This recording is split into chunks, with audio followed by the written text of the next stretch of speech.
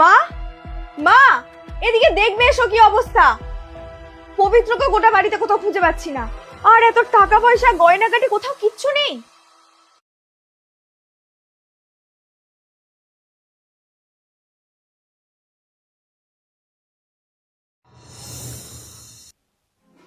তার মানে ম্যাডাম আপনি বলতে চাইছেন ওরা এই ধরনের ঘটনা সব মেয়েদের সাথে করে?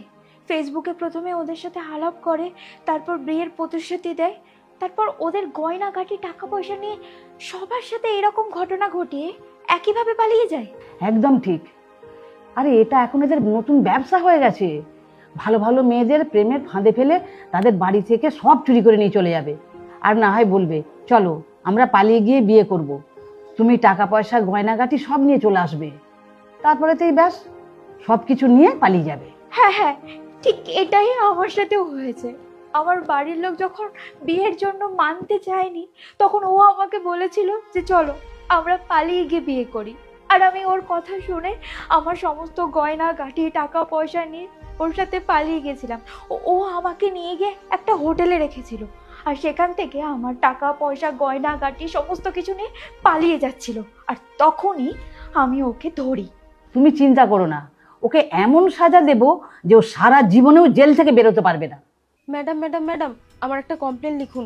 একটা ছেলে সোশ্যাল মিডিয়ায় আমার সাথে প্রেমের নাটক করে আমার সমস্ত কিছু লুটিয়ে নিয়েছে। আর এটা একদিনে হয়নি, আগে আমাদের আলাপ হয়, আমরা দুজন দুজনকে ভালোবেসে পছন্দ করি। আর তারপর যখন আমার বাড়ি থেকে বিয়ের কথা বলে, ও তখন বিভিন্ন কারণ দেখিয়ে এড়িয়ে যায়। তারপর হঠাৎ একদিন আমার ফোনে একটা লিঙ্ক আসে, আর সেই লিঙ্কে ক্লিক করতেই আমার সমস্ত ব্যাংকের সেভিংস সব গায়েব হয়ে যায়। আর আমি নিশ্চিত ওই ছেলেটাই এই কাজটা করেছে, কারণ ওর ফোন থেকেই মেসেজ এসেছিল। তারপর আমি ওকে যতবার ফোন করেছি ওর ফোন বন্ধ বলছিল।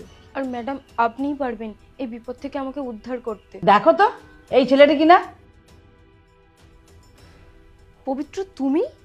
তার মানে তুমিই আমার টাকাগুলো নিয়েছিলে, তাই না? বলো তুমি এমন কাজ কেন করলে? তোমাকে তো আমি নিঃস্বার্থভাবে ভালোবেসেছি। আমার বাড়ির লোক তোমাকে মেনে নিয়েছিল, আর তুমি আমাদেরকে এইভাবে ঠকালে, আমার সম্মানটুকু দিলে না। কি করে সম্মান দেবে? চোরেদের কখনো সম্মান হয় না। আরে এটা তো এখন এদের ব্যবসা হয়ে গেছে। সোশ্যাল মিডিয়ায় মেয়েদের ফাঁদে ফেলে তাদের সমস্ত কিছু লুটে নেওয়ার ধান্দা। আর তুই, এবার তোর খেলা শেষ। এবার তোকে বাকি জীবনটা ওই জেলে বসেই কাটাতে হবে।